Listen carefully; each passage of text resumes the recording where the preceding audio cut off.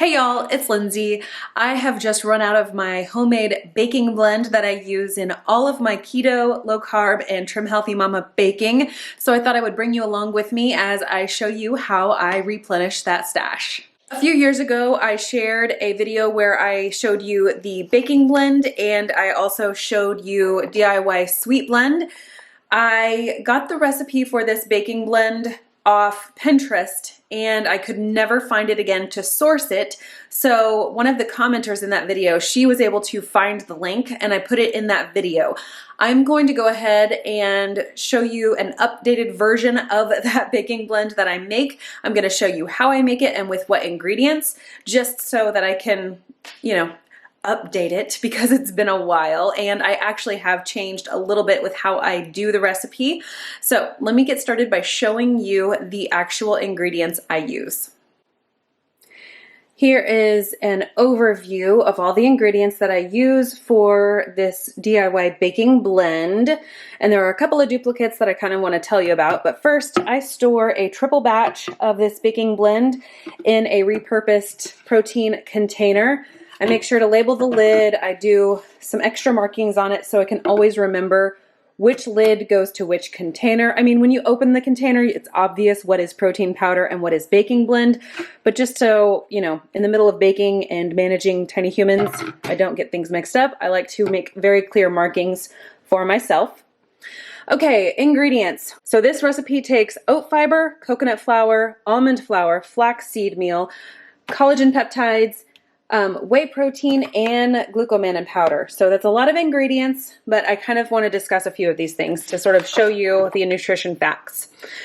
Okay, the best oat fiber I have found to date has been the Life Source Foods. This is what I have been using for the past few years. This oat fiber is great. It does not taste like cardboard. It doesn't lend any kind of odd flavoring to your baked goods whenever you have used it. The next ingredient is coconut flour. For the longest time, I used the Better Body Foods coconut flour. It was really good. It provides a good texture and volume to the baking blend. This particular one has 9 grams of carbohydrates per serving, and 5 of those are fiber. So it is 4 grams of net carbs per serving on this particular one. This only has coconut in it, nothing else. But then I found Anthony's coconut flour. I liked this one quite a lot better because the macros on this are just a little bit better in my opinion. So the total carbohydrates are 8 grams per serving, which is a 2 tablespoon serving. And the dietary fiber is 6 grams, so it's 2 net grams of carbohydrates per serving. 2 grams of sugars for the actual coconut itself. There are only coconuts in this as well. Almond flour is the next largest ingredient in this recipe, and I buy the Blue Diamond almond flour from Sam's Club in the 3-pound bag. Here, the serving size is a 1/4 cup. The total carbohydrates are 5 grams. The fiber is 3 grams. 1 gram of sugar just from the almonds themselves. They are only blanched almonds in here. So our net carbs are 2 grams per serving on the almond flour. Next, here we go. Manitoba Milling Company Smooth Whole Milled Flax Seed. This one is a golden flax rather than a more of the brown colored flax. So it looks a little bit more flour-esque. This is pure fiber. There are 4 grams of total carbohydrates, 4 grams of fiber, so it is net 0 on the carb count for this, and a serving is 2 tablespoons. The next piece is the protein that we add in. So I use collagen. This custom collagen is one that I have used for a long time. This has 0 net carbs. This has 10 grams of protein per 11 gram serving, and this is half of the protein that I add.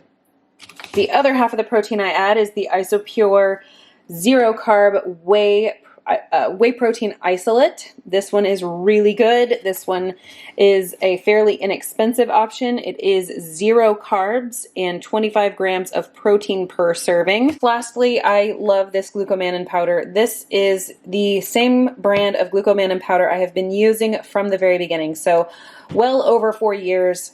I've purchased this probably every 6 months for the past 4 years. It's about $25 per container. There are a total of 2 grams of carbs per serving, and all of that is fiber, 2 grams of fiber. Therefore, we are at a 0 net carb count on the glucomannan powder. For equipment, all I need is my kitchen scale and a whisk.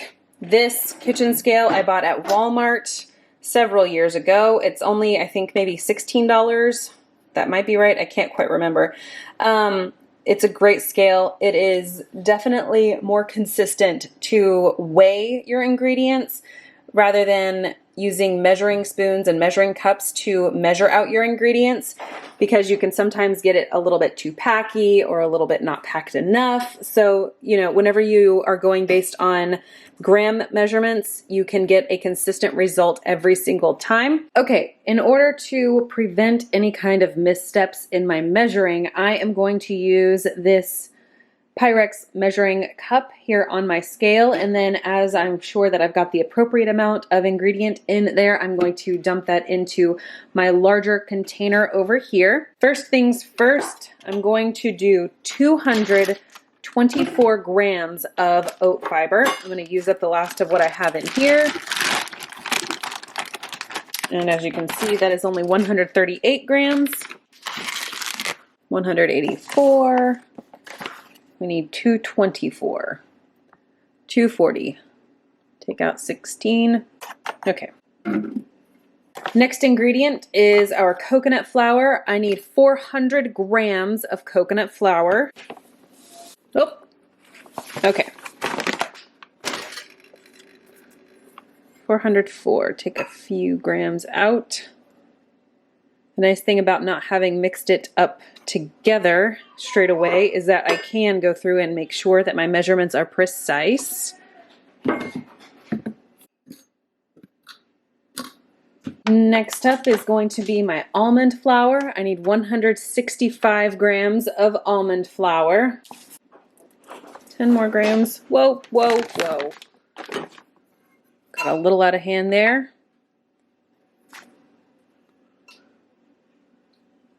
Take out 10 more. Almost. Perfect. 165. Okay. Next up is flaxseed meal, and I need 112 grams of the flaxseed.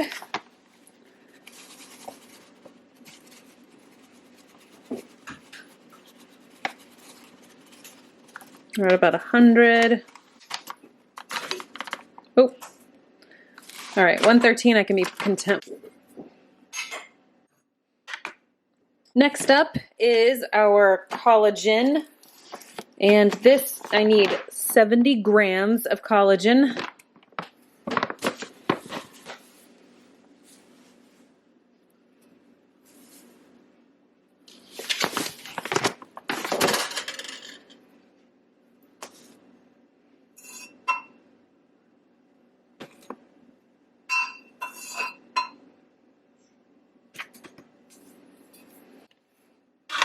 And next I need 70 grams of the whey protein isolate. This one's a little trickier since it's not in a bag.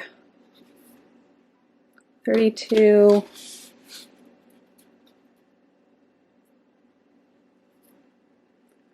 That's 69 almost.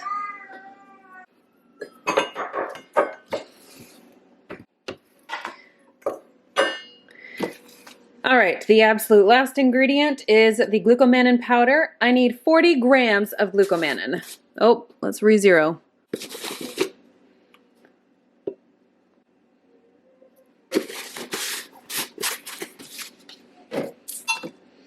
All right, all of my ingredients are in here, but they are totally separated, not well incorporated. That's where my whisk comes into play.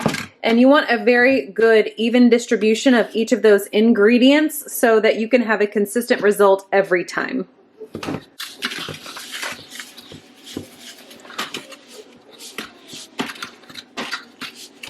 So I now have a well integrated mix of these different low carb flour substitutes. This particular recipe, it has been a game changer for my family and I doing a low carb keto lifestyle. It works beautifully on Trim Healthy Mama. Let me get the macros and tell you about those. All right, I have gone through, calculated, recalculated, and calculated again all of the macros for the explicit ingredient brand nutrition that I have just shown you in this recipe. This particular batch is technically a double batch, but I find it to be annoying to have to make it regularly. So whenever I'm making this recipe, I almost always double it or quadruple it. I just find it saves me time in the long run. If I'm gonna whip out all of these ingredients, I might as well make as much baking blend as I can have stored in my container, just to reduce the number of times I have to pull all of these ingredients out of my cabinets. So for this double batch, it actually produced almost 39 servings of the baking blend. A serving is 28 grams or 1/4 cup if you're measuring with a 1/4 cup measuring scoop. For a 28 gram serving, the following nutrition facts are what I have calculated. It is 93 calories, 4 grams of fat, there are 27.5 milligrams of sodium. There are a total of 11.12 grams of carbs with 9.35 grams of fiber, which means there are 1.77 grams of net carbs per serving. So less than 2 net carbs per serving of this baking blend. There are 1.6 grams of sugar per serving, and that is because of the coconut flour and the almond flour. There are 5.8 grams of protein per serving also. So, like I said, I calculated that from the explicit nutrition labels on each of these ingredients. I did the math multiple times to just double check that I got it right. And that I think about covers it for the baking blend. I am going to list all of the ingredients down below so that you can access those easily if you should so choose. Those are going to be affiliate links if they are Amazon, which means I get a tiny commission off of your purchase if you choose to purchase through that link. It does not raise the price for you, but I wanted that to be a full disclosure. If you're not comfortable with the affiliate links, please don't use them. But know that it does help my family out just a tiny bit whenever you do choose to use our links. What else? I think I'm about ready to go whip up some of my low carb bread so that we can have that for the rest of the week. And that is where I will leave you today. I really appreciate you coming along as I shared this DIY baking blend recipe, and I hope to see you in my next video.